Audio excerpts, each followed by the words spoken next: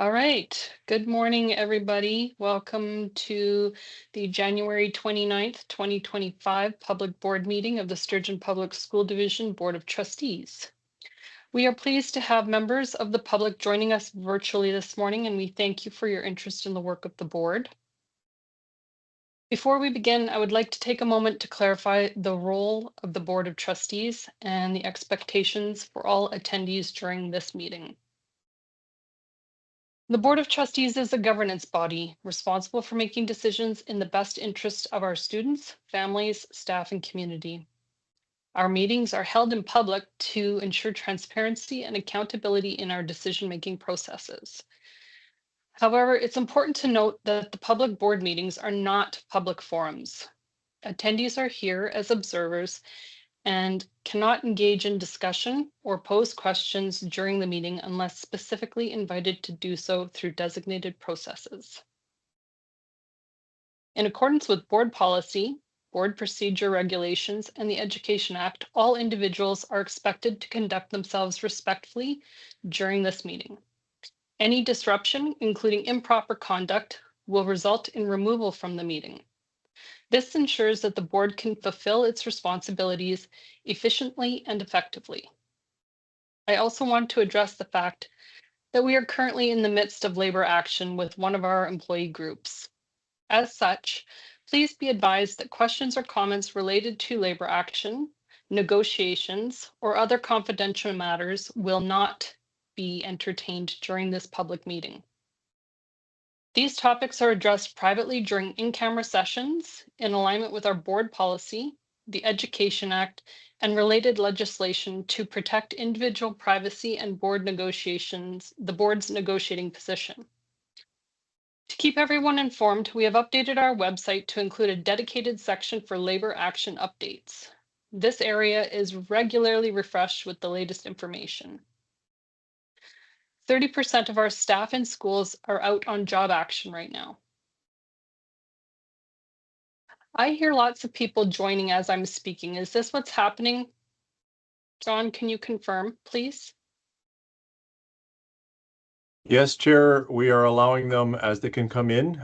Given that we don't know everyone's connection level, they might drop off and come on. I apologize for the interruptions. No, that's okay. I think I'll start again though, because this is a very important message. So bear with me, those of you who've heard a little bit of it already. Welcome to the January 29th, 2025 Public Board Meeting of the Sturgeon Public School Division's Board of Trustees. We are pleased to have members of the public joining us virtually this morning, and we thank you for your interest in the work of the board. Before we begin, I would like to take a moment to clarify the role of the Board of Trustees and the expectations for all attendees during this meeting. The Board of Trustees is a governance body responsible for making decisions in the best interest of our students, families, staff, and community. Our meetings are held in public to ensure transparency and accountability in our decision-making processes. However, it's important to note that the public board meetings are not public forums. Attendees are here as observers and cannot engage in discussions or pose questions during the meeting unless specifically invited to do so through designated processes. In accordance with the board policy, the board procedures, regulations, and the Education Act, all individuals are expected to conduct themselves respectfully during this meeting. Any disruption, including improper conduct, will result in your removal from the meeting. This ensures that the board can fulfill its responsibilities efficiently and effectively. I also want to address the fact that we are currently in the midst of labor action with one of our employee groups. As such, please be advised that questions or comments related to labor action, negotiations, or other confidential matters will not be entertained during this meeting. These topics are addressed privately during in-camera sessions in alignment with our board policy, the Education Act, and the related legislation to protect individual privacy and the board's negotiating position. To keep everyone informed, we have updated our website to include a dedicated section for labor action updates. This area is regularly refreshed with the latest information. 30% of our school staff are out on job action right now. For the duration of the strike, the Minister of Education has granted Sturgeon Public Schools via ministerial order an exemption from the in-person learning regulation. Administration, in collaboration with our schools, have identified any students with complex needs that require additional support. If that student's continued attendance for in-person learning may risk the health and safety of that student or other students or staff, that student is exempt from in-person learning. Considering the health and safety of all times of our schools, in collaboration with the family, we are trying to make every reasonable effort to have the student attend in person for part of the school day or part of the school week, while keeping the health and safety of students, that student, other students, and the staff in the school at the core. The ministerial order also requires the board, in consideration of the health and safety of the student or other students or staff, to make reasonable efforts to continue in-person learning for that student by making reasonable efforts to hire qualified staff or enter into contracts for services with qualified third-party providers that perform the support or assistance for that student. We know that this is putting a strain on families. We appreciate your patience and understanding. Our priority is in-person learning. However, the health and safety of all students and staff must take precedence. This is a very challenging time, and we ask you for your continued patience and cooperation. Please reach out to your school principal if you have any questions or concerns. The board remains committed to openness, transparency, and fostering public trust through sound governance practices. We appreciate your understanding and cooperation as we proceed with the business of today's agenda.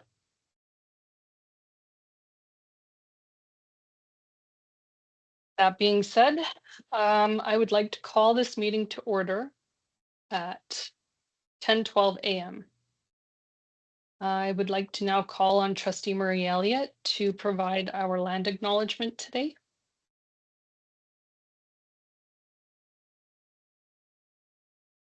Good morning.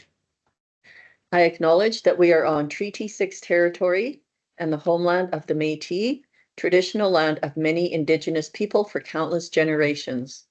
The Cree, Saulteaux, Blackfoot, Métis, Dene, Nakota Sioux, and Michelle First Nation, land I am now grateful to call home. I believe it is our responsibility to respect, care for, and share the land that supports us, to work with nature to sustain its inhabitants, people, animals, and plant life, and to preserve its physical beauty. Thank you so much, Trustee Murray Elliott. Having looked at the agenda, can I ask if there are any additions, deletions, amendments? Seeing none, can I ask for approval of the agenda? Motion to approve. Trustee Briggs, thank you very much. All in favor of accepting the agenda as presented? Carried unanimously, thank you. Moving to number 4, approval of the minutes. Can I have a motion to approve the minutes of the regular board meeting of December 18th, 2024? Trustee Buga. Any discussion? Seeing none, can I have a motion to approve the minutes of the regular board meeting of December 18th, 2024? Oh, sorry, all in favor. My bad. All right, moving on to 4.2, approval of the minutes for the special board meeting of January 9th, 2025. Can I have a motion, please? Trustee Murray Elliott, thank you. Any discussion? Seeing none, I call the vote to approve the minutes of the special board meeting of January 9th, 2025. All in favor? Carried unanimously. 4.3, approval of the minutes of the special board meeting of January 15th, 2025. I'm asking for a motion to approve at this time. Trustee Buga, thank you. Any discussion? Seeing none, calling the question to approve the minutes of the special board meeting of January 15th, 2025. All in favor? Carried unanimously. Thank you. 4.4, approval of the minutes of the special board meeting of January 17th, 2025. Can I have a motion, please? Trustee Gibbons, thank you. Any discussion? Seeing none, I call the question to approve the minutes of the special board meeting of January 17th, 2025. All in favor? Carried unanimously. Thank you. 4.5, approval of the minutes of the special board meeting of January 22nd, 2025. I have a motion, please. Trustee Briggs, thank you. Any discussion? Seeing none, I call the question to approve the minutes of the special board meeting of January 22nd, 2025. All in favor? Carried unanimously. Thank you. Number 5, business arising from the minutes. I see none. Presentations, delegations, 6.1 beyond limits. Superintendent Warren? Yes, we have our Shine group on here. I have Helen Lawrence and to do a presentation on Shine. Welcome, Helen. Thank you. Oh, sorry, Jonathan, Deputy Superintendent Conrad. Jonathan, Deputy Superintendent, just to let the board know, and then also Helen, as she's bringing on her mic and her video, I will need to present into the group on her behalf. And so, Helen, if you'll be so bold, when you want me to advance a slide, you're just going to have to say advance. I apologize for that. That's okay. That sounds good. It will not let me present on my own if I'm brave enough to try. I appreciate that. At this point, I'm going to have to do it. I know it won't be as good. Thank you, Helen. Okay, thank you. Thank you so much. Thank you so much, everybody, for having me come on today to present on behalf of Shine. I apologize at my name. I realize that I don't have my last name on there, but maybe this is the push I needed to change my last name to Helen Sunshine. So I'm going to okay it with my husband tonight and see if it works. So thank you again for having me. So we can start the presentation with what I have here to tell you a little bit more about Shine Beyond Limits in a minute. Awesome. Good stuff. So thank you again. My name is Helen Lawrence, also known as Helen Sunshine after today, and I am the manager of Shine Beyond Limits. Next slide, please. So our acronym for SHINE stands for Supporting Hope and Independence in Natural Environments. And it is a beautiful capture of exactly what we do, working in home and in natural environments with families. Next slide. This picture here is, I thought it was a great picture to have in this presentation, as it really shows the great work that we do. This is a picture of one of our home facilitators, Amber, this is actually the very first time she met this little guy.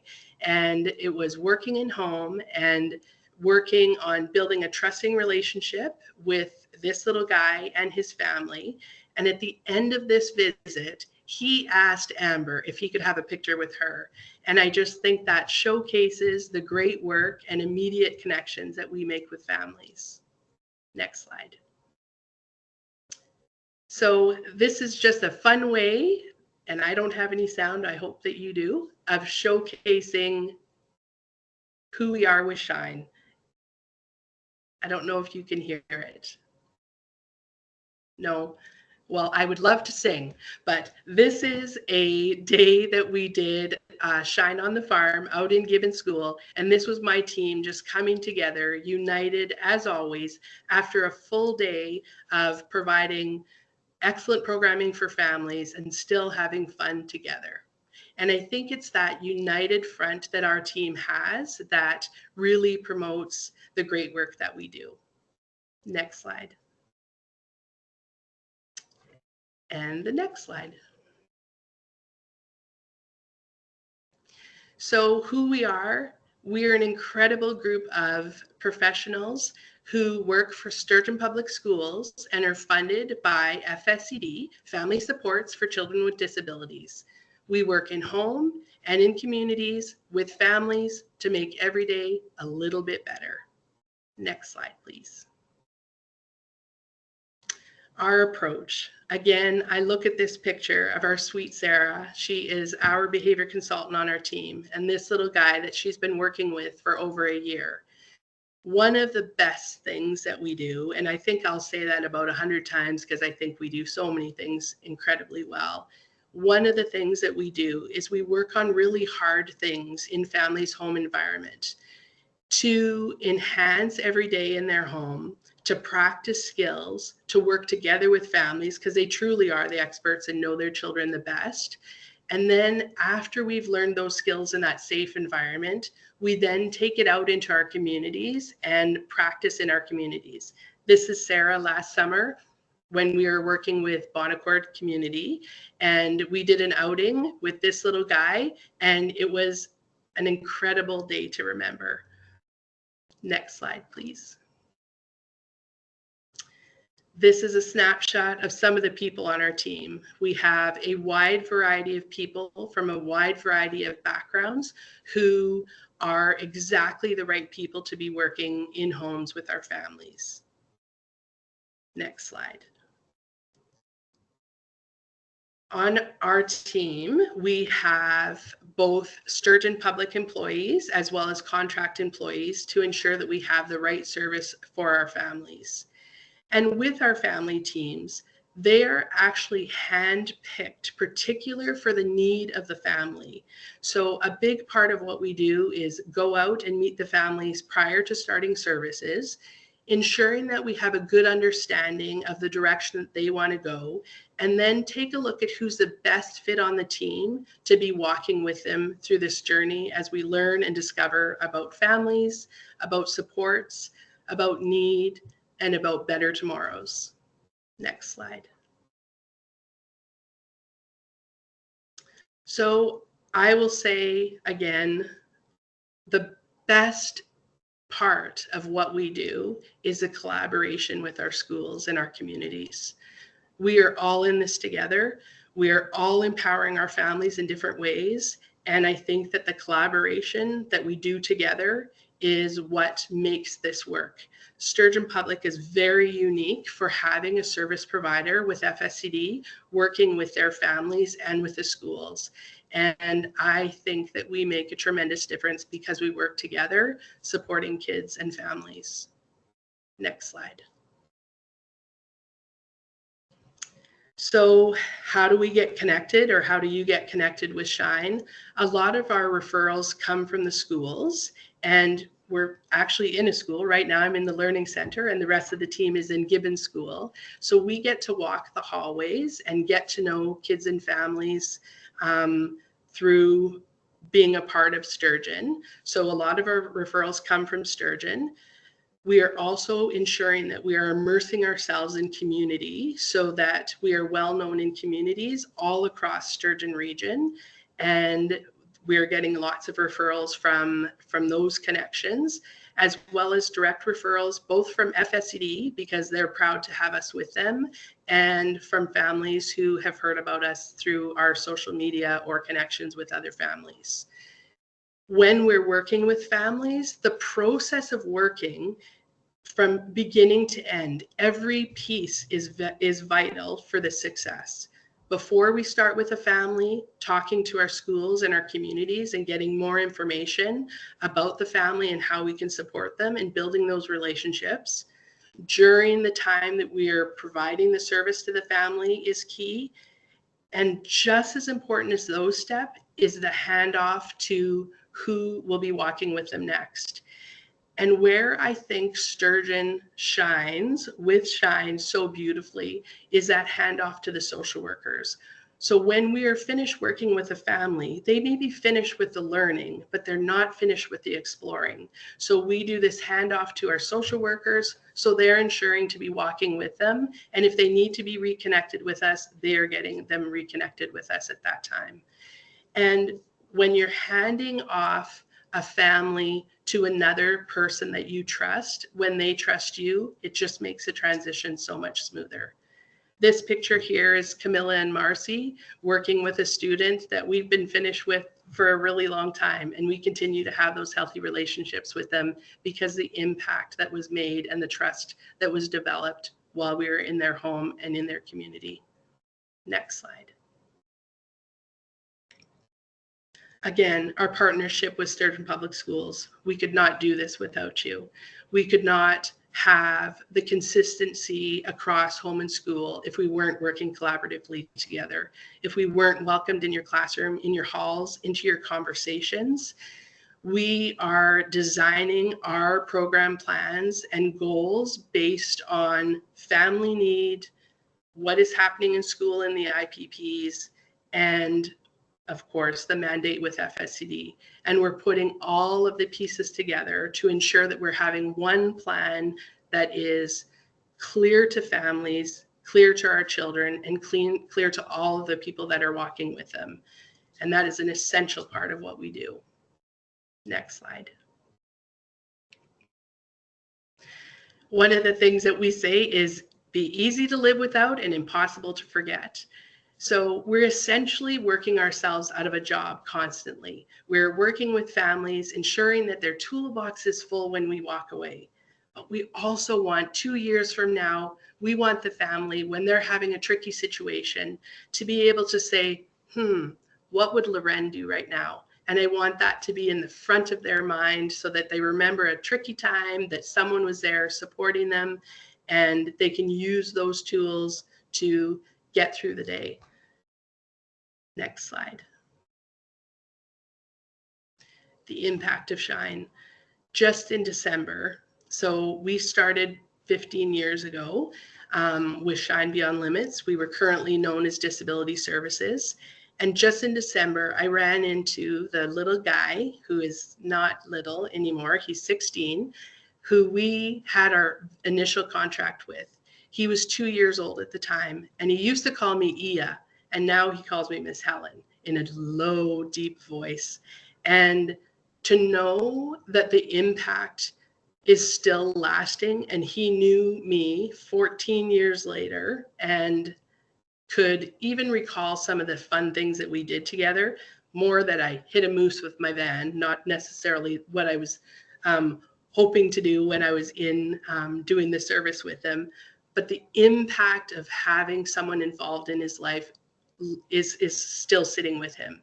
And that's why I look at the little things. Often we walk away from families and we have a big plan and this is what we're going to do. And it's the little things that we do just naturally that are what stand out for families. And this team they're the exact right team to be sitting in front of these families, to be sitting across the kitchen table from these families because of those little things. Next slide. So if you know of anyone, or if anyone in the community or in the school that would like more information on any of the parts of exploring FSCD and service provision through Shine Beyond Limits or FSCD at all, please send them my way. I can help with the process of discovering if it's for you, the application, ensuring that the right supports are in place, doing the gentle handoff to the right people so you're getting the right service for your family or for a family that you care about, and continuing on with next steps. So you can follow us on Facebook or Instagram. We have our website with all of our information there, and I'm always open to a phone call or an email. Next slide. Thank you so much for the opportunity to come on today, share what we do. I could literally do this every day. I'm so proud of the work that we do. I'm so proud of being a part of the Sturgeon Public School Division family. And I'm so grateful to have all of these team members walking with me, walking with our families, and walking with each of you. Thank you so much. Thank you so much, Helen. It's very nice to hear.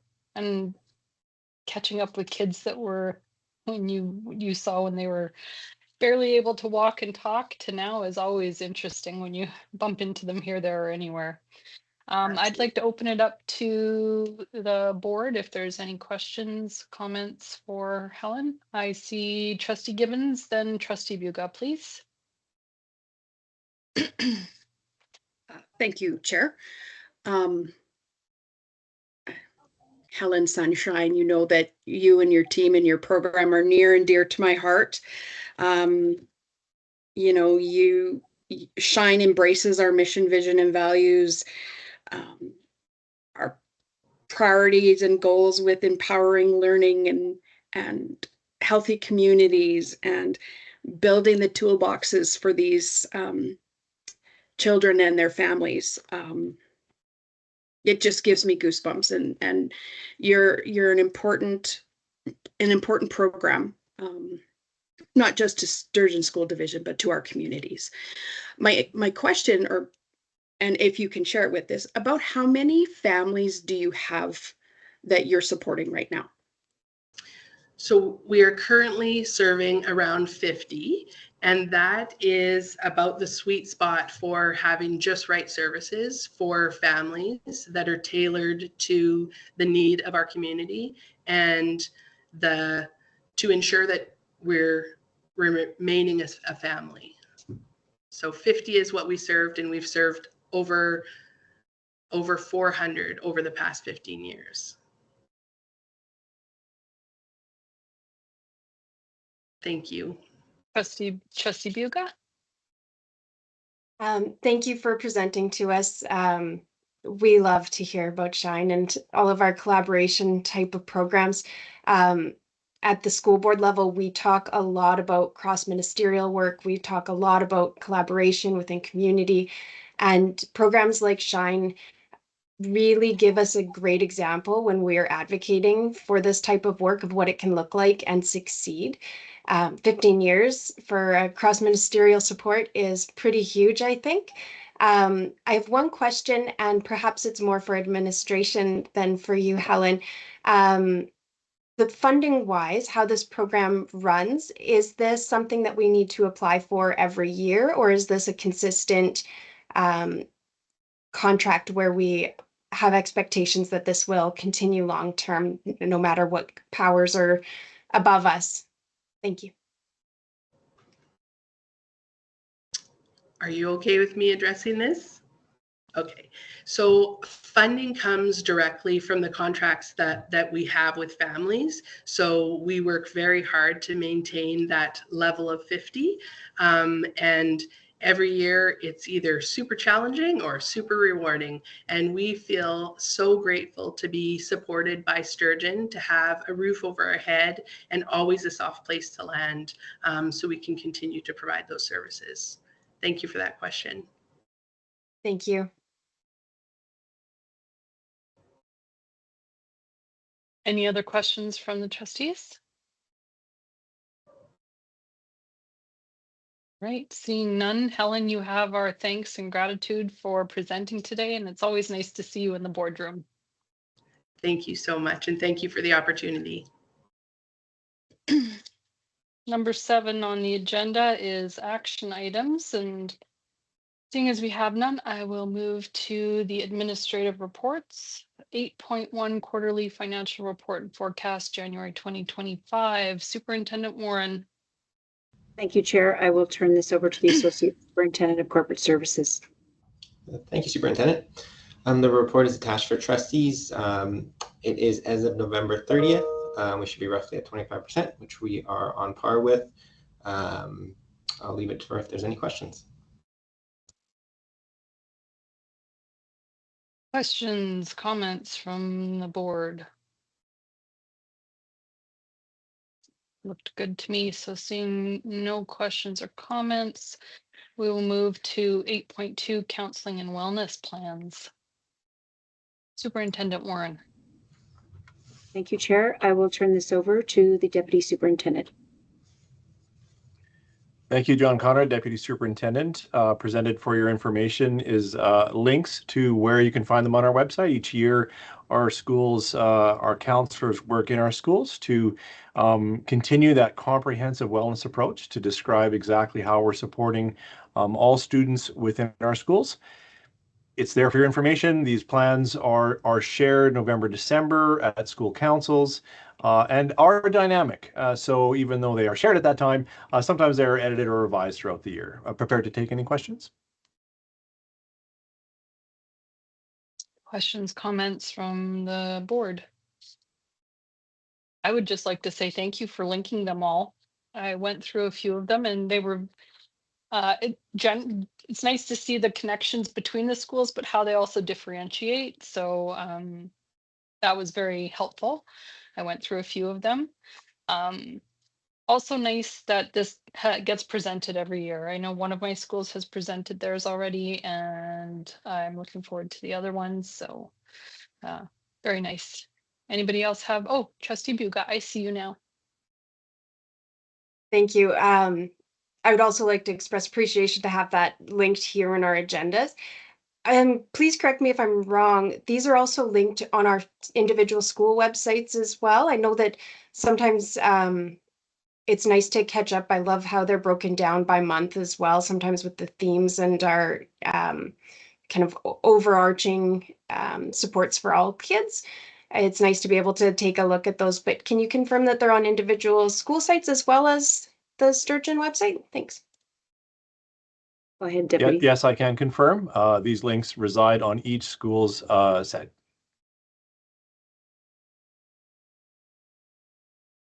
Thank you so much. Anybody else? Questions, comments? All right. Seeing none, we will move on to supporting safe and respectful learning environments. Superintendent Warren. Thank you, Chair. This is a new report for us, a new format, and I will turn it over to the Deputy to discuss. Appreciate that, John, Deputy Superintendent.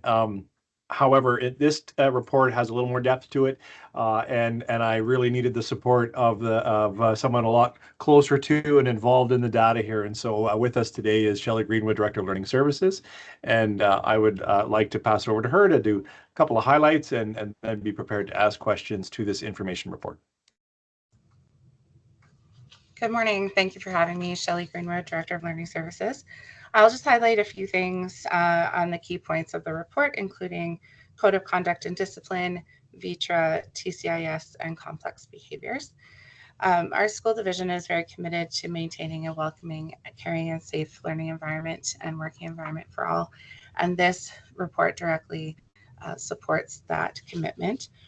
When we look at the Code of Conduct, the purpose is to provide students and families with a focus on learning and growth. We are preferring to teach positive behaviors and ensuring that safety is paramount, that our parents are involved, and that corrective discipline is actually in concert with maintaining dignity and conducted privately as appropriate.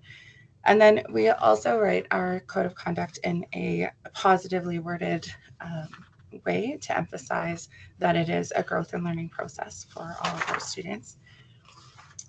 In the package, you can also see data around student discipline trends. The data for 2024-25, please note that it is only until November 29th, and we will continue to update that along the way, but you have comparative data for the 2024-25 school year and the 2023-24 school year. Turning to page 6, assessment and intervention, violent threat risk assessment, so the VITRA protocol. On December 16th and 17th, 18 people from Sturgeon Public Schools were trained or refreshed in the VITRA 1 training that covered 13 schools. All of our schools have staff members trained in the VITRA framework, and people take the lead in that work in our schools. We also partner with Greater St. Albert Catholic Schools, St. Albert Public, and Centre Nord, the Francophone School Division, and we meet 3 times a year with our community partners to share the regional protocol around VITRA. This also includes our RCMP from Morinville Detachment and St. Albert Detachment, Children's Services, and Alberta Health Services, which is now Recovery Alberta. We also have representation from Parole Board, and oftentimes have connections to psychologists, counselors, physicians, and Indigenous services to support us along the way. Our school admin take the lead in VITRAs in our schools, and they're supported by divisional additions should they need to do a further assessment of risk. So you may also see the acronym ARTO, A-R-T-O, that aligns with VITRA. VITRA is the framework and ARTO is the process. So ARTO stands for Assessment of Risk to Others. It includes risk to self in that assessment as well. So ARTO is the process that we follow as we do a risk assessment. We have the ability to have immediate response from RCMP, Recovery Alberta, and Children's Services should we need to partner with them to ensure safety of our students and get better understanding of what the threat may or may not be. In each instance, when a VITRA is conducted, a VITRA intervention plan is created. It is something that supports and guides our group into maintaining support for the students, the family involved for at least a year past the situation. It may be longer if we deem it necessary to continue to connect and support. Moving on to page 8, has therapeutic crisis intervention, complex behaviors, and in-school incidents. This aligns with Policy 900, Student Conduct and Discipline, as well as AP 901, Student Conduct. Just to highlight what TCIS is, so Therapeutic Crisis Intervention for Schools. It's proactive, preventative, and responsive. It ensures a feeling of safety and managing high stress situations. It's predictable and consistent. And it's a process that's a divisional process. So we all follow the same process, have the same language, and focus on the same learning opportunities. We also work with our students to work through skills and learn new strategies to help prevent future high stress situations.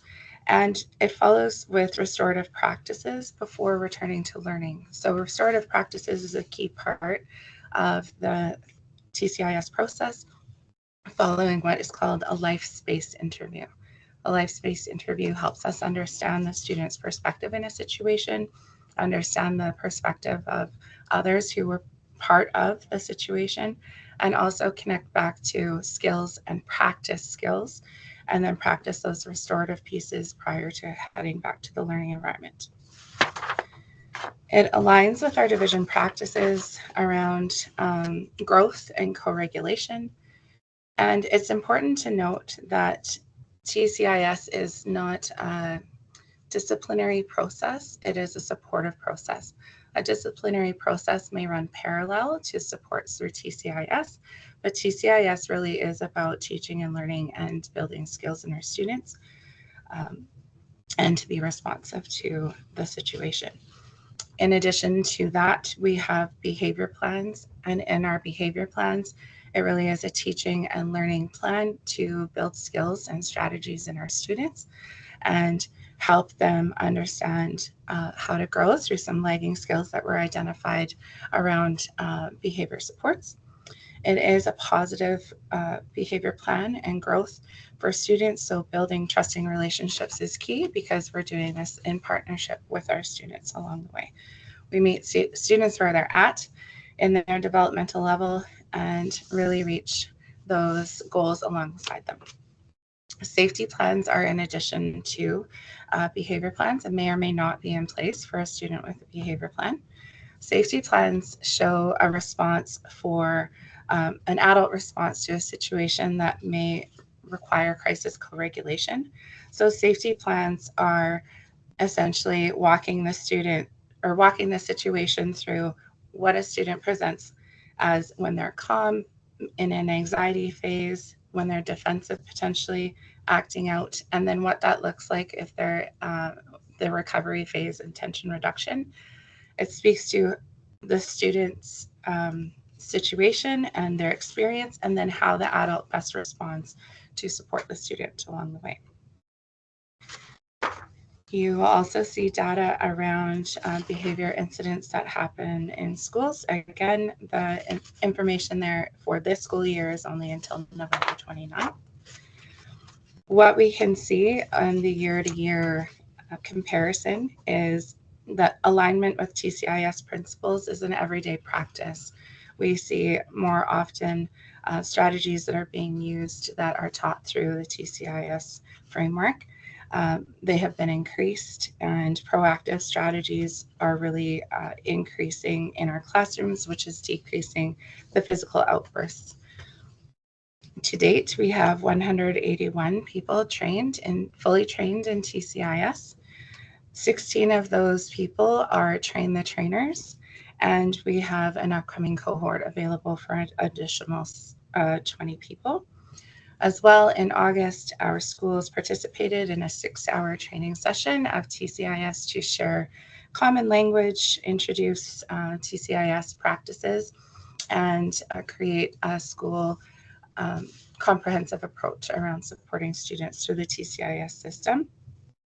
In May of this year, our 16 Train the Trainers are required to have a refresher. It is a 2-day refresher, and we are rigorously tested following the 2-day refresher, as we are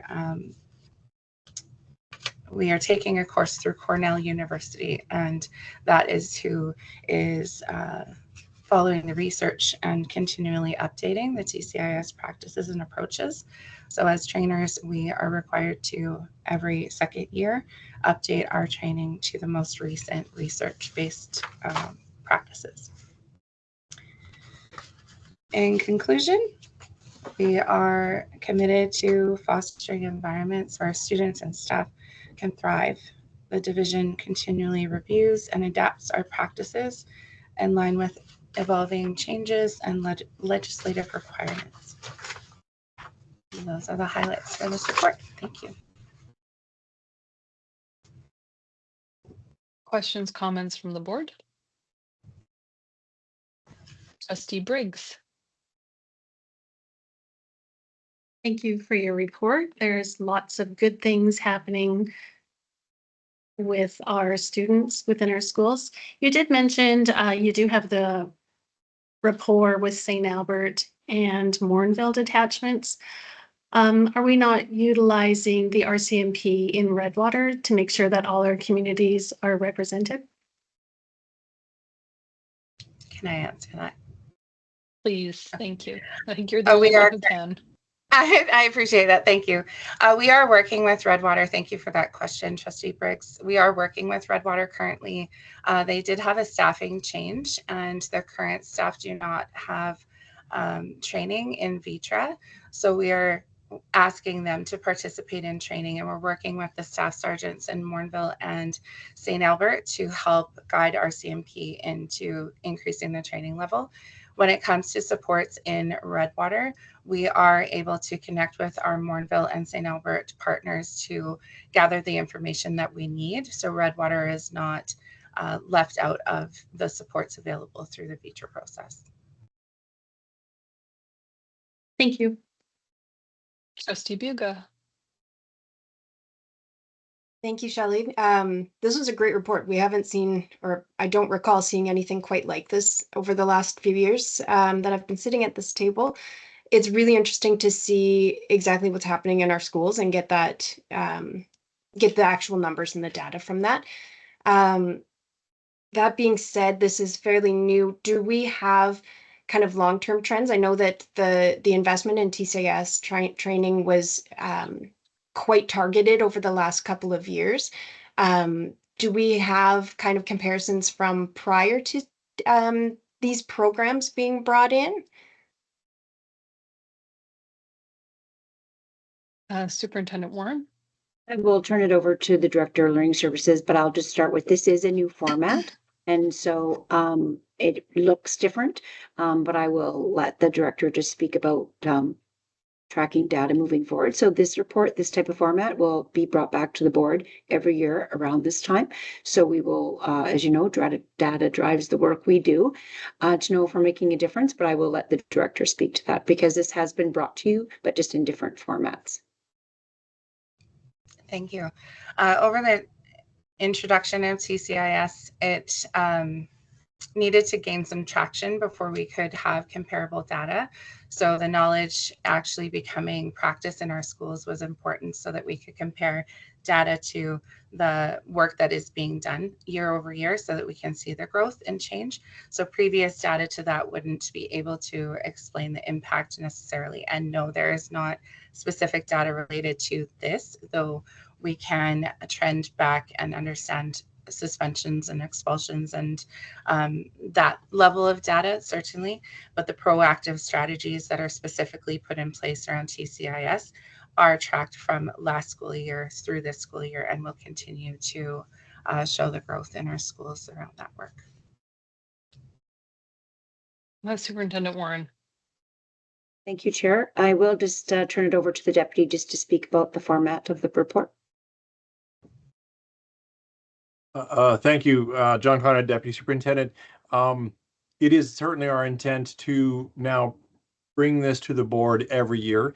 Also, when we set up our reports for the year, we will come back and seek the board's insight on when best to bring it. Here, one of the challenges that we have is comparing a complete year to a part year. So I do ask that the trustees do be aware of that as you go through the entire report. We have year to half year, but going forward, we will seek a time under board direction for when to bring it to you that will have complete year over year, and that'll be a better picture for the board. Okay. Trustee Buga. Sorry, one more. Because of the, I mean, it seems like the strategies are working well within our schools, and there's a lot of various levels of staff that are being trained.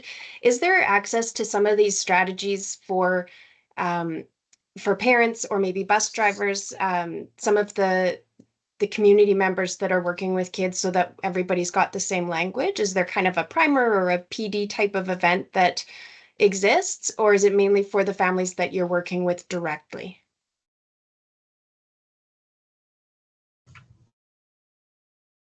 Who wants to tackle I'm going to this take one? this to the deputy. I'll start with the deputy and then I will turn it over to the director. Thank you.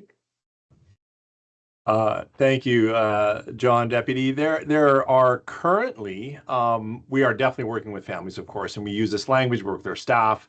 That needs to be key. But beyond that, we're actually working on a communication plan to all of our parents. I think it's important that all of our parents understand this language. So we are right now working on how to get this in front of and how to inform and how to provide that learning for our parents. And we are also working with our bus drivers as we know we want to support them. We have supported them in the past with how to work with challenging students on the bus, and we are looking again for some of that. Now, I'm not sure a more direct answer needs to be provided this time, then that's got to go to the director.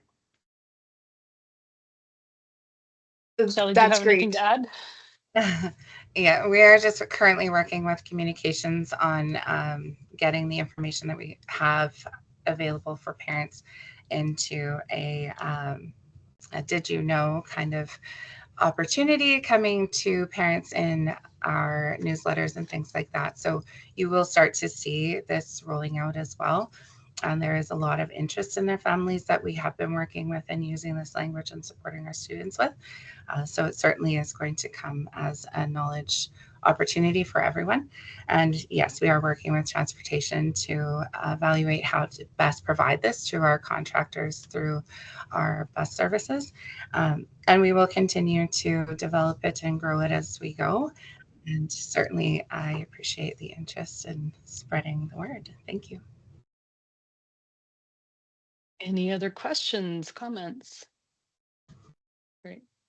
I have one, and I can figure out almost everything in the graphs in the report except for the strategy that you call drop the rope. Oh, I'd love to talk about that one. Everything else makes some sort of sense except for that. So that's been driving me crazy for a couple weeks now. Thank you. I appreciate that question. Drop the rope is something that we all engage in, and it could be in our daily lives. It could be with our partners. It could be with, friends, people at work. It's a situation where when we're working with children, for example, the adult recognizes that the child may not be willing to give in this moment. So we drop the rope to say, okay, we're going to review this situation. We'll come back to it in a time of regulation where we can connect on a more cognitive level, because we know when students are dysregulated, their ability to think through the situation is very difficult. So as the adult, we step back and literally drop the rope. So we're not in that tug of war with, you're doing this. No, I'm not. You're doing this. No, I'm not. That sort of thing. You may see it in your personal lives. I don't want to cook supper. Well, I don't want to cook supper. Well, I don't want to cook. Somebody eventually drops the rope and cooks supper or orders out or does something like that. But essentially it is just someone taking a breath, taking a step back, seeing the situation for what it is, and readdressing it in a time of regulation. Oh, I can definitely see how that would be useful with children and spouses. Thank you. Yes, no problem. Okay. If there's no further questions for Shelley, I think I would just like to express our gratitude for you taking the time to come and present to us. And it was a great report. We look forward to seeing the year over years coming forward. Thank you so much. Okay. 8.4 literacy report, please. Superintendent Warren. Thank you, Chair. Again, I will turn it over to the deputy, and then I see our curriculum coordinator is on, and I know that she will be speaking to the report.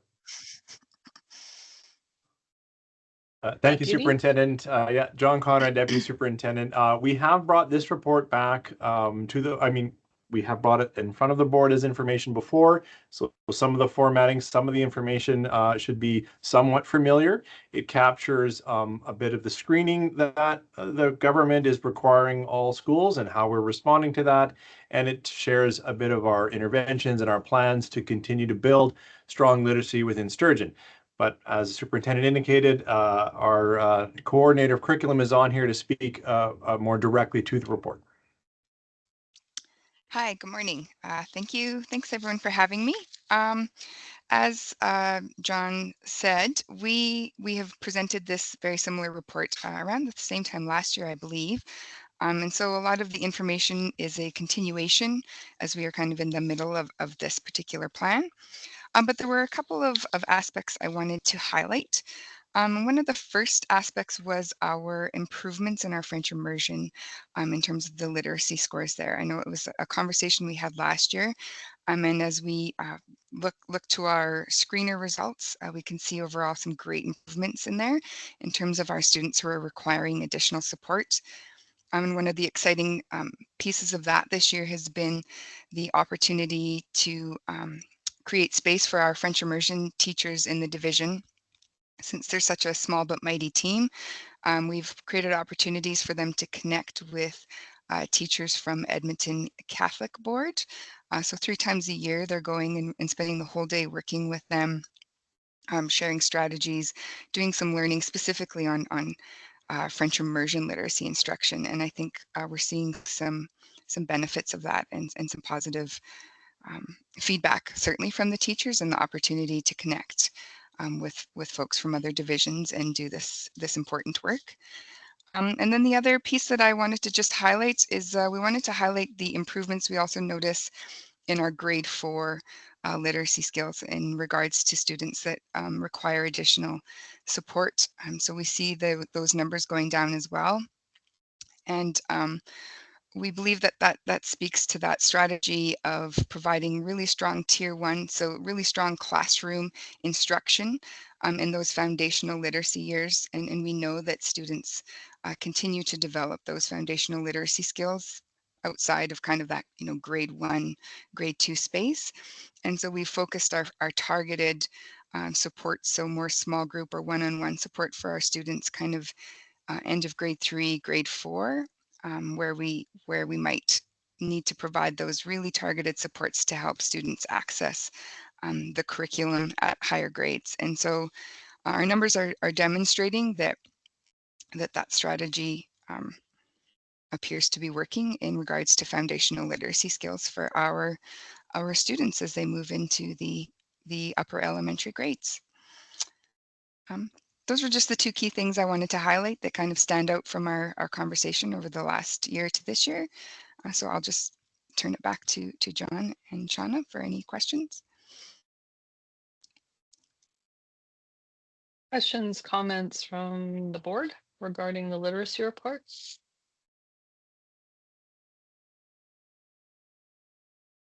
Trustee Buga. Surprise, it's me.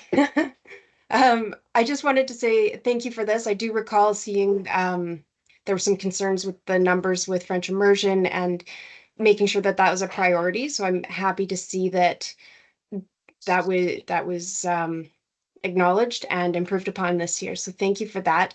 At the board level, we have had a lot of conversations around various tables of trustees about the new screeners. I had asked for a report from administration a couple of months ago about where we're at with those screeners and what's the intention and that kind of thing.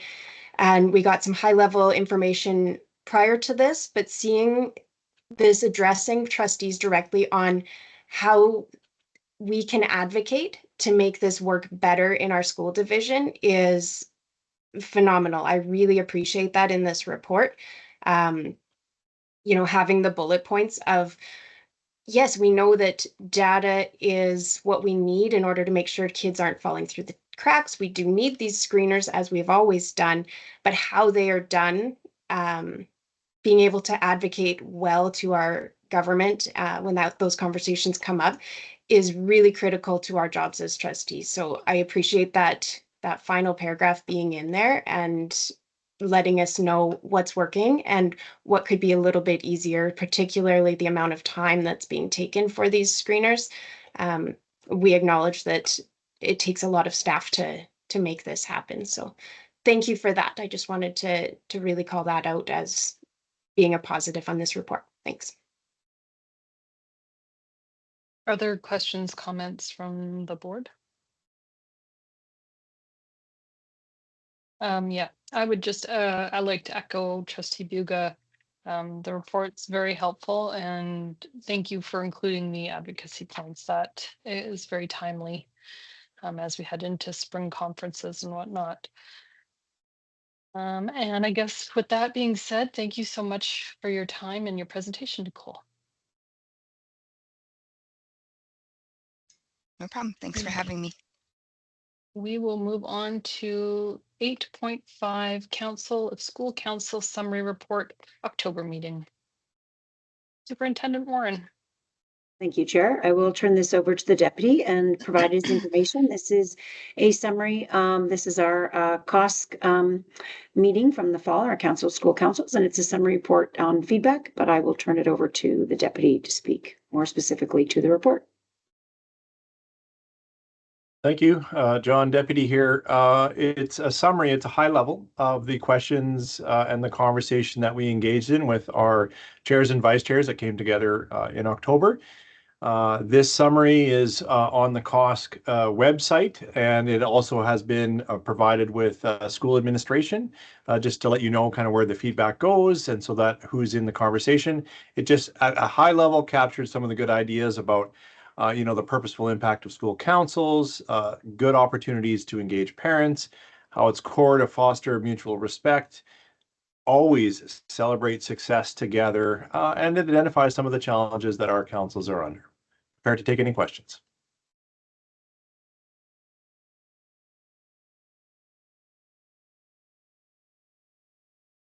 Questions, comments from the board? Trustee Briggs.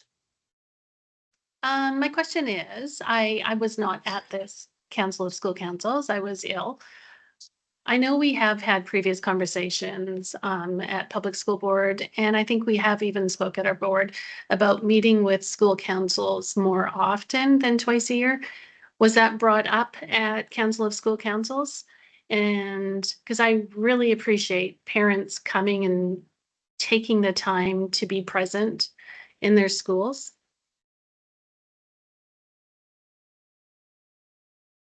Who can answer this? Superintendent Warren. That is the purview of the board. The question was not specifically asked because your policy is to meet at least once annually. And so you currently have in the schedule for this year 2 times. If that was a question you wanted to ask of when you bring your school council chairs and vice chairs together for the spring COSC, that would be a suggestion of the board because your policy says at least once annually, and you currently run a fall and spring meeting, bringing all the council of school council for that meeting. So right now you're just doing it twice. Trustee Buga. Just to respond anecdotally from the meeting, from what I heard from conversation was that the connection is critical. Like that email, there was a lot of talk about having that email and the website available. But from what I heard, there wasn't a lot of discussion about wanting more than the 2 meetings a year. I think it's challenging to get everybody out. But that was my thought, is that there's definitely an intention to have that collaborative environment, but whether it needed to be in-person meetings didn't seem like a priority. But that was, again, just from the communications that I kind of overheard at that meeting. I would concur. That was very similar to what I heard as well. And a lot of them now have built relationships with other parent councils and even the fundraising associations, and they're continuing the conversations without our guidance or presence. But I think we hear, at least I hear some of it coming back to me through parent councils. So I guess we could pose that question to them next time for sure, Trustee Briggs. Any other questions, comments?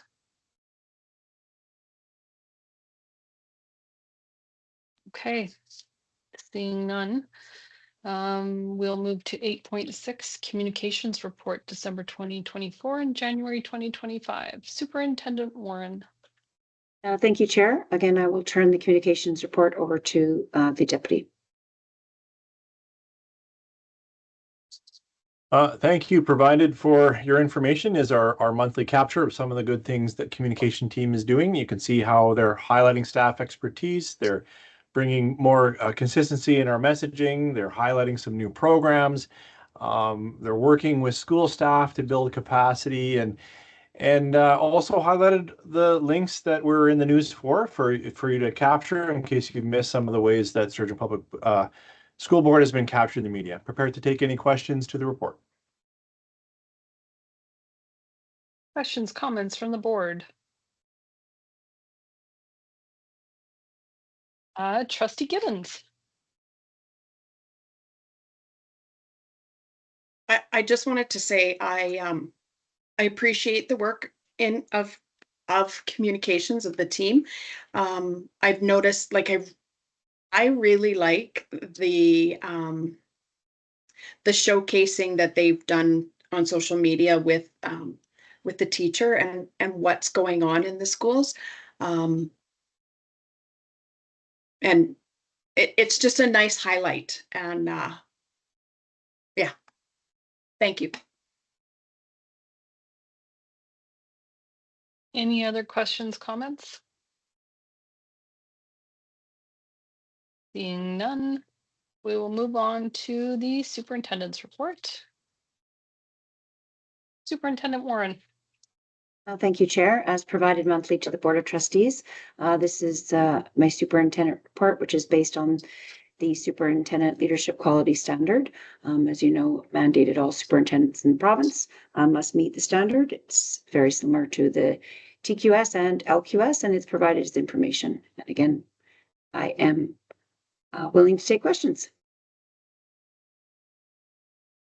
Questions, comments from the Board of Trustees? Trustee Buga, thank you. Thank you again for your report. I always like going through this to see what's going on. And of note, I really appreciate your book reviews as well. I have also read the Trustees Guidebook, Becoming a Difference Maker, and I look forward to sharing some of that knowledge with the board.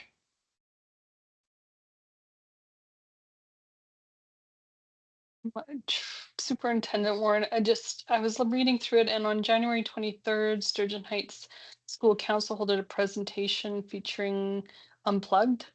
Do you have any other information on that? I just was wondering what it was and how did it go? Yes, this was Unplugged actually had reached out to Sturgeon Heights School, to leadership, and so to ask if they could come present. And as you know, it's quite a hot topic right now to talk about our children and their safety online, and it is a big concern. And we only have children during the day, and we can't keep children safe online when they're not with us. So the group actually, it's called Unplugged St. Albert. They reached out to the principal of Sturgeon Heights, and we actually invited the other two school divisions, so the surrounding schools. So this was a multi-jurisdiction presentation that was part of the people in attendance, and it was well received, and there was an attendance from across all three school divisions. Very good. Trustee Gibbons. Thank you for your report again. And I know you've been with your community of practice group with CAS. You've been doing that all year with superintendents, and you're the primary contact, like you're the lead of that group. How is that going? It's great. Yes, this summer at our summer CAS conference, I don't know, voluntold, maybe that's what happened. Anyway, I am I lead out a group, a community of practice, a group of superintendents, and actually our sole focus for that community of practice is to prepare for the election this upcoming fall. And so we are the community of practice of the group that I am working alongside, that I have the privilege to work alongside. Our sole focus is supporting our boards, creating our handbooks, etc., to prepare for the upcoming trustee election in the fall. And we meet monthly online, and we also gather at every CAS meeting as a group. But most of our meetings right now are online when we meet, and we have collaborative resources that we are creating together. Thank you.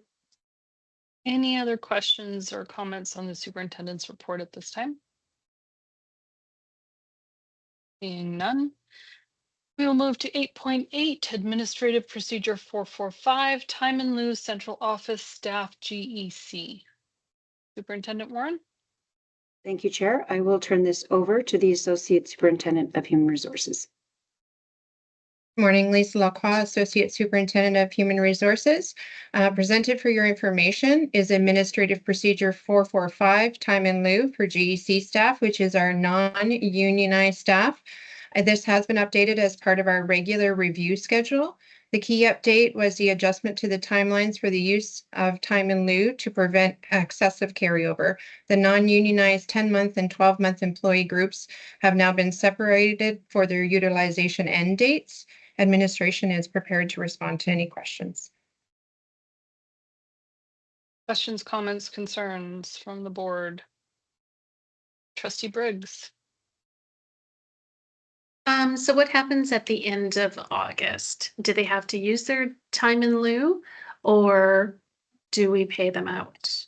Has this been a financial constraint in the past?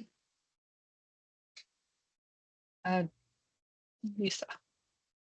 No, it hasn't been a financial constraint in the last probably 10 years, because we do put a cap on the amount that they are allowed to earn per year. As you'll see, it is 5 days maximum per year. And so it is paid out at the end of June. We're going to be doing for the 10-month, and at the end of August for the 12-month. And they are highly encouraged to use this extra time throughout the year so that they maintain a work-life balance, as this is overtime is how this is earned. So if they are earning it, we would want them to encourage them to use it throughout the year as well.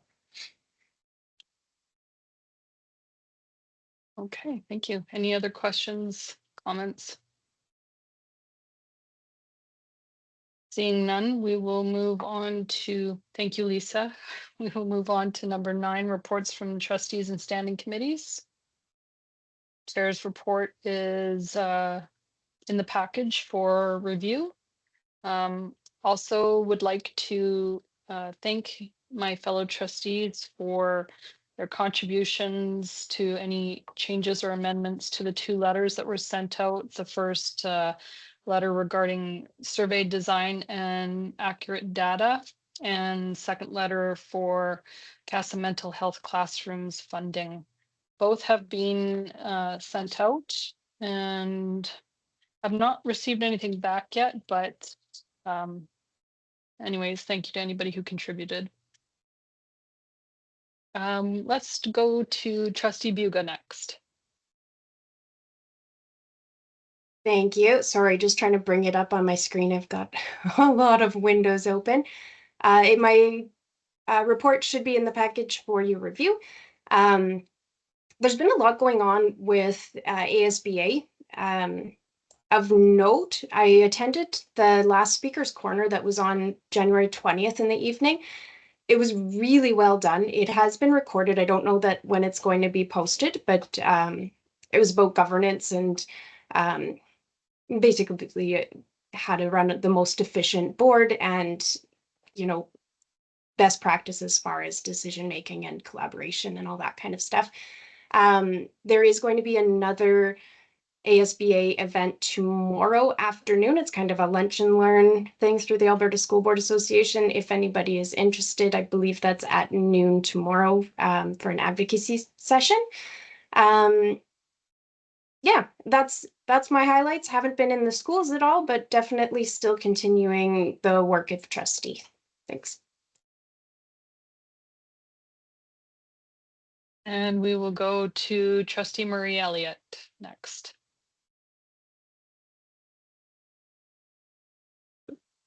Yes, my report has been submitted, and not too much else since we haven't been in the schools. Looking forward to some PSBC coming up in the next month. Trustee Briggs. My report has been submitted in the package. As Trustee Marie Elliott said, we haven't been in the schools, and looking forward to Public School Board and Community Service Advisory Board coming up. Trustee Dwyer. Yeah, ditto, but one thing on Rotary, we're going to come to the Rotary side of things. No, it's just been playing my trustee role and trying to contribute where I can. Thank you. Trustee Gibbons. Not an overly busy January. I attended the Zone 2-3 meeting, which I'll update in the Alberta School Board Association report time. Thank you. Trustee Pequin. Not much to update. My highlight was from last month, but it happened after our board meeting. But Oak Park's Christmas concert was so good. Like, they had surprise songs that weren't in the program, and it was probably the most enjoyable Christmas concert I've ever been to. So I just want to give a huge shout out to the staff there for their excellent work and the kiddos. It was so good. And it happened after our last board meeting, so I didn't get to talk about it. So I just want to share now because it was so good. Thanks. Awesome. Thank you very much. 9.3 is committee of the whole report available in the package. Who is speaking to this? Anybody? Superintendent Warren?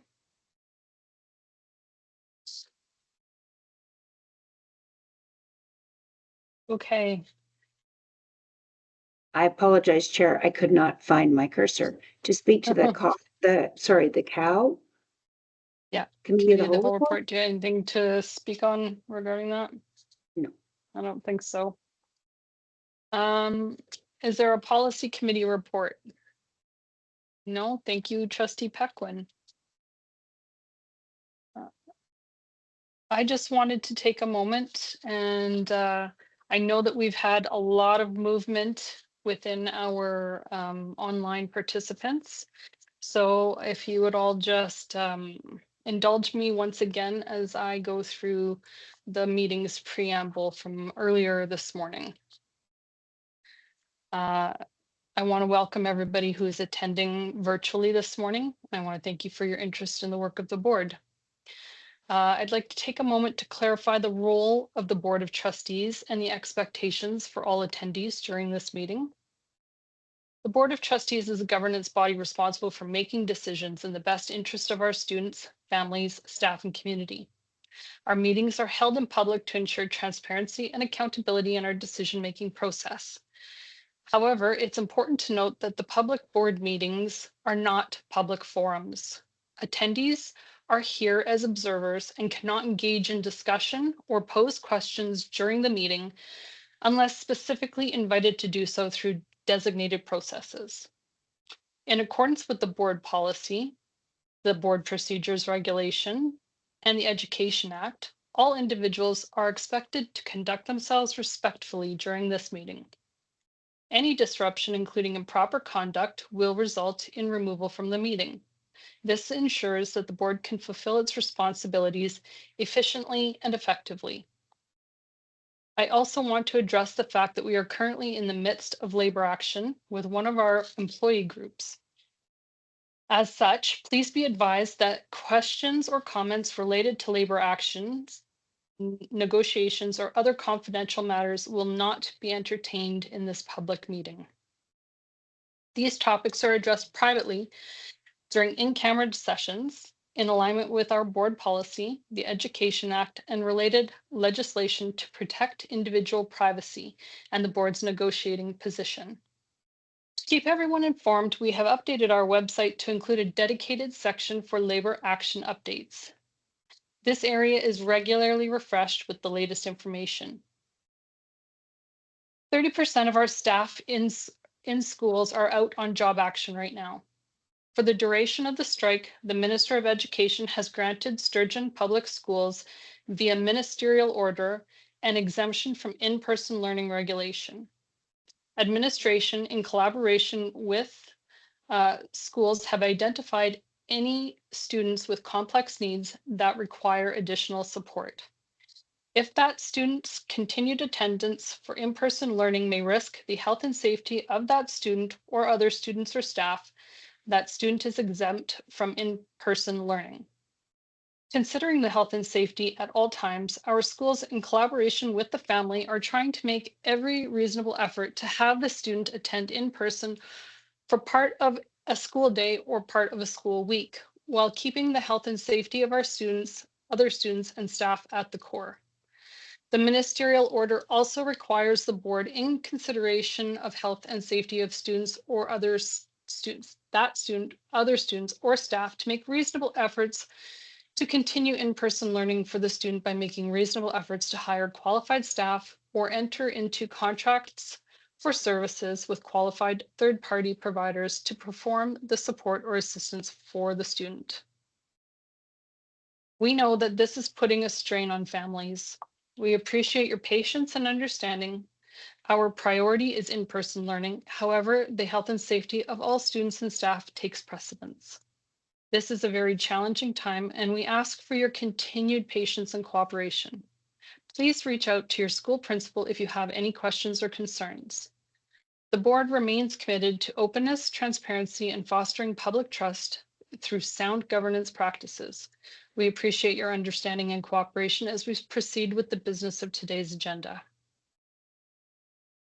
Thank you for indulging me there. We will now move to section 10, reports from special committees, task groups.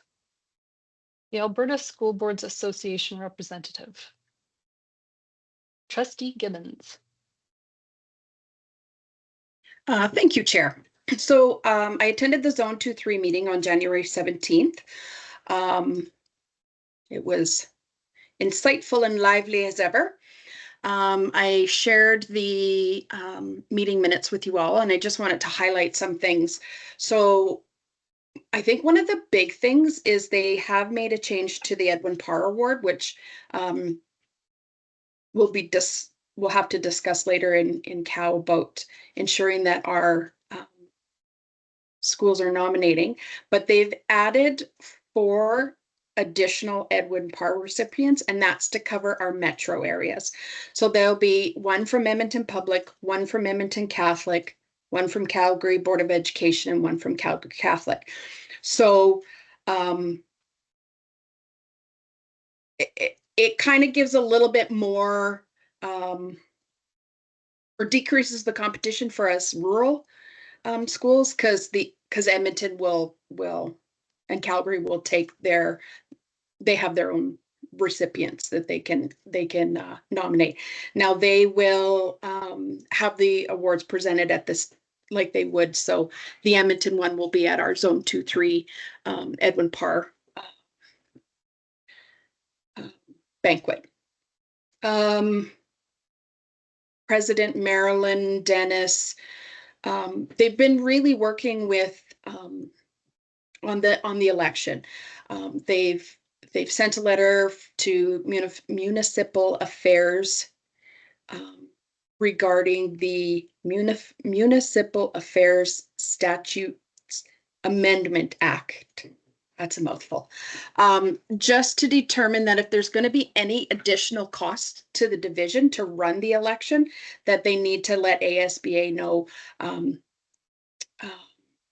and share it with the Minister of Education so that it can come out to the boards so that we can be prepared for that. The new position statement process is in effect. We have till June 30th to submit regular position statements to go for the fall general meeting. Proposed emergent statement deadline is 45 days before the general meeting. And they will no longer accept position statements from the floor. They did,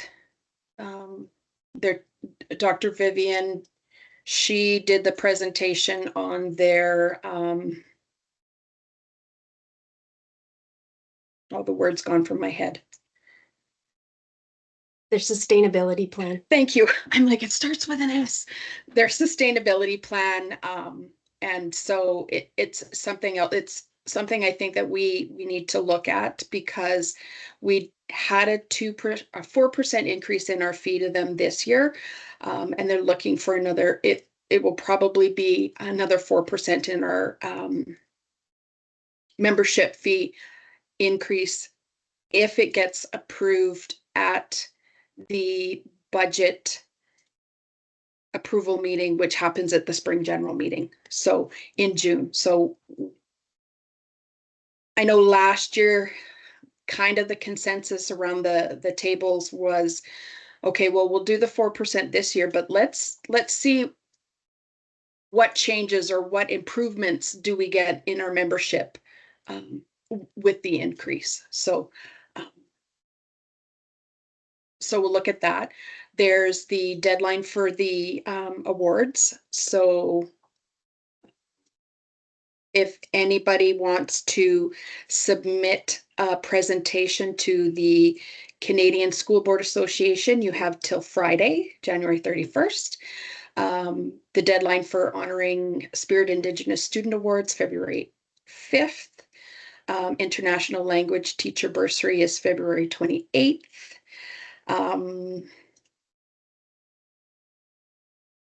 Did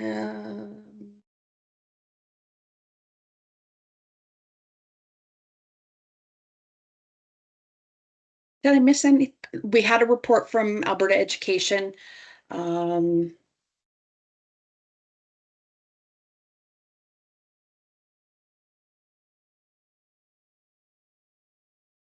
Yeah, Stacy, what am I missing? I think that pretty much covers it. There was lots of questions about curriculum and assessments again from across the boards in zone 2-3. But other than that, I think you've got it. Thanks. Okay. Thank you so much. Moving to 10.2. Public School Boards Association of Alberta representative.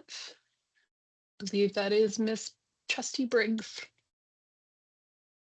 Thank you, Chair. I am co-chairing with Trustee Elliott here. So upcoming Public School Board meeting on February 6th and 7th. I will be attending, and Trustee Elliott. I'm not sure if any of the other board is attending. I haven't heard. And we have recently received a flurry of emails from PSBAA, which will be forwarded. They're on various topics of interest, so watch your inbox for those coming soon.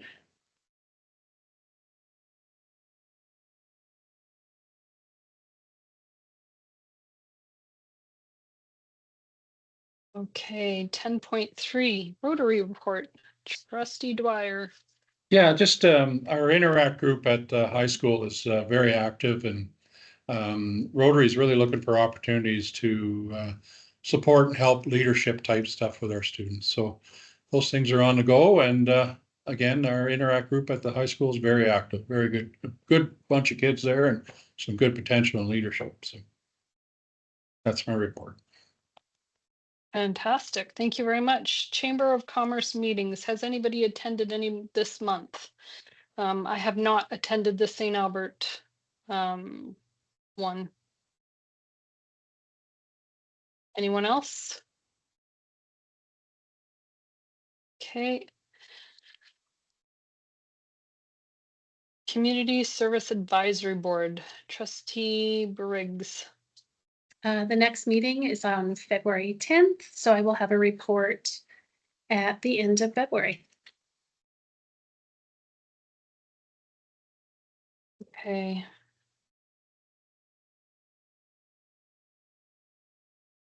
I'm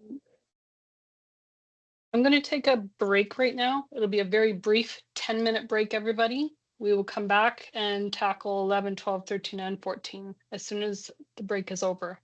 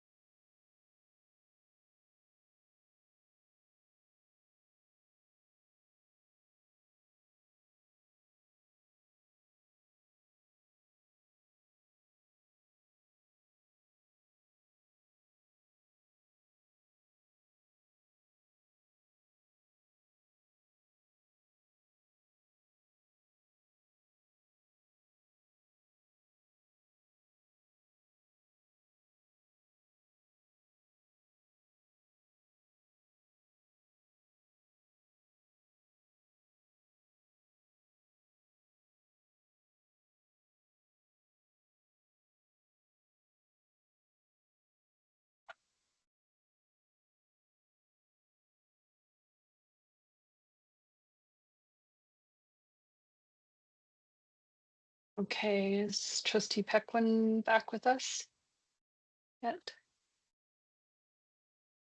Okay, all right, perfect, thank you.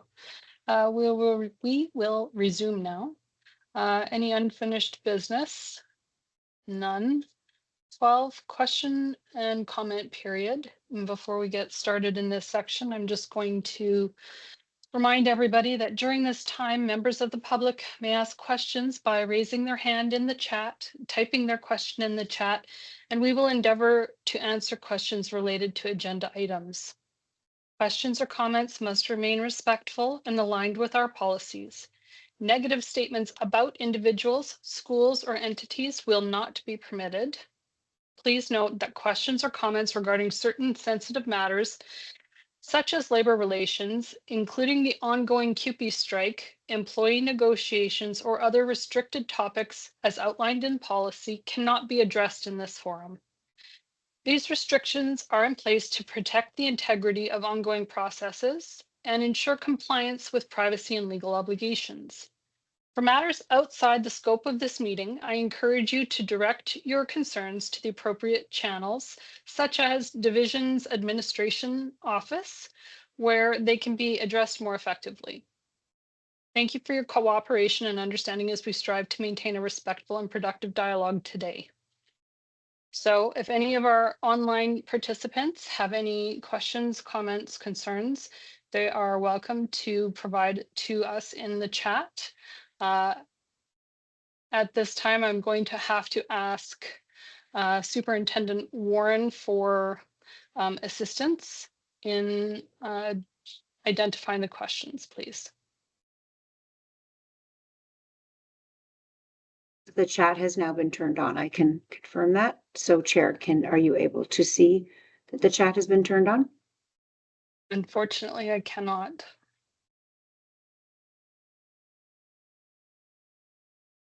Vice Chair Buga, if you would like to identify questions and read this part of the agenda out, that would be fine with me.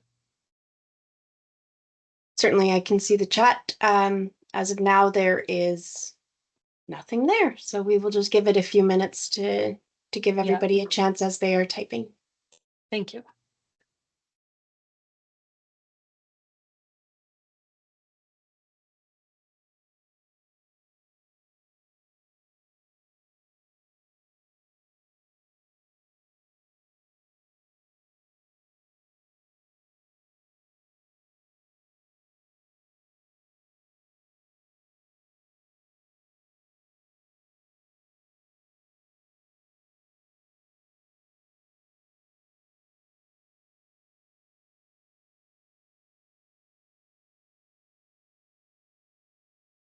Okay. At this time, there's nothing in the chat. I think the best course of action, I want anybody who has comments or concerns to feel as though they've been heard. So if you would please continue typing or adding questions as we are in camera session, we will attempt to get back to you with responses if we have them available and they're within our purview to respond to. Can I please ask for a motion to go in camera at this time? Trustee Gibbons, thank you very much. All in favor?